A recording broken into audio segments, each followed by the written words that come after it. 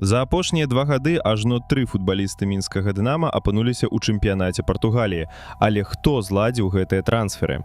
У 2024 годзе ў Ароку перайшоў Уладзіслаў Марозаў. Праз год Порту падпісаў Трафіма Мельнічэнку, а яшчэ праз год Мікіта Демченка стаў гульцом Візэлы.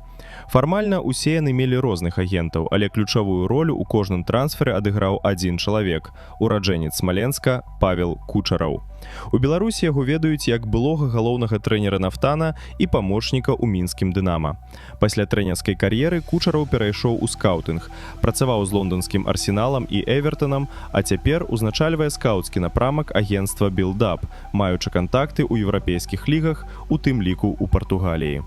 У 2024 Марозаў ірваўся ў Еўропу, але яго агенты маглі прапанаваць толькі варыянты ў так званым СНД ці Турцыі.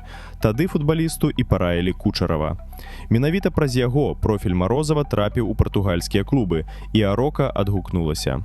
Па аналагічнай схеме быў аформлены пераход Мельнічэнкі ў Порту.